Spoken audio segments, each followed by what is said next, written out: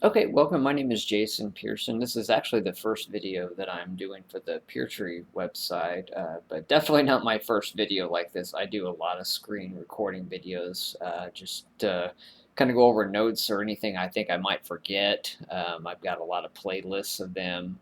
It's actually a really useful resource, and again, I do it frequently. So one of the things I just wanted to share, one of the things or one of the main reasons why I got into genealogy years ago. And that is there was a big mystery surrounding my second grandparents, mainly the Pearson side, the Jacob Pearson side. There really was not a lot of information known about him. Really weren't sure if that was even his name, Jacob, if that was even his name. Um, and because my grandfather was actually murdered in 1934, and so there just was not a lot of information passed down. And sometimes there's obviously not much information anyway. I mean, all kinds of things can happen, obviously. And so, I mean, this is somebody that posted in a discussion group. In looks like 1999. I mean, this has been going on for quite some time. I have cousins that um, have been working on this for a couple decades, or they're not really anymore, but I mean they've traveled and gone to various courthouses. But and I just want to show just with the emergence of DNA, because I'm definitely not. Uh, I mean, I don't have the resources or the ability to travel and look up records at courthouses and things of that nature quite as often as somebody else might. But I mean, the ability to do a lot of this online and by yourself has really changed with DNA, of course.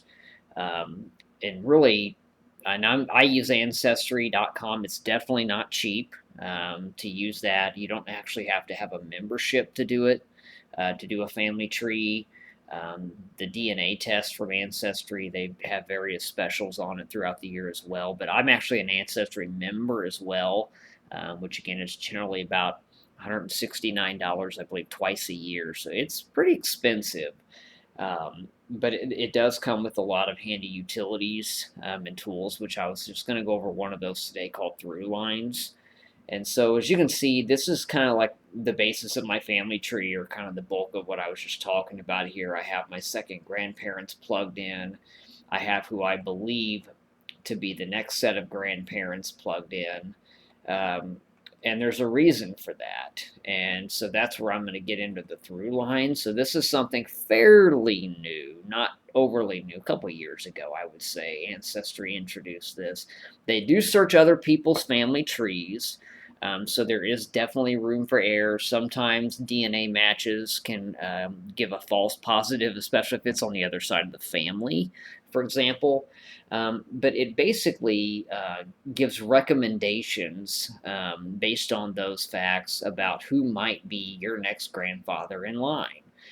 And as you can see, I have, and it goes off of your family tree to start with, and then it searches other family trees as well. You can see there are some of these where I will have a lot of matches in common. So the big mystery, Daniel Baldwin Pearson, and a Williams, which has yet to be determined. Still working on that. I believe I know, but that's another topic for another day. So Daniel Baldwin Pearson is the one that really was never known, and he's not really documented that much throughout the years. I mean, finding information on him was rather difficult, but there are 33 DNA matches, and that is why I believe that he was actually Jacob's father.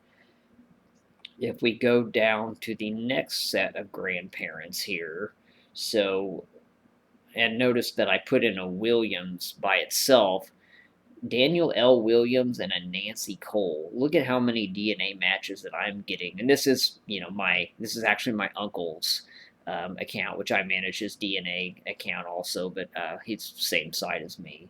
96 DNA matches to a Daniel Williams, who would have been the father of whoever that mysterious Williams figure was that would have been my second grandmother, and then a Nancy Cole. So that's the reason why I plugged in here a Williams, and then I've added the next set of grandparents, Daniel Williams. Oh boy, there we go. Got to go back over. Daniel Williams and Nancy Cole. And again, I mean, this definitely can be wrong. I mean, this is not going to be wrong, but I mean, just the through lines in general. I mean, it's definitely not 100% accurate, but it's very good for at least leading you in the right direction if you're stumped.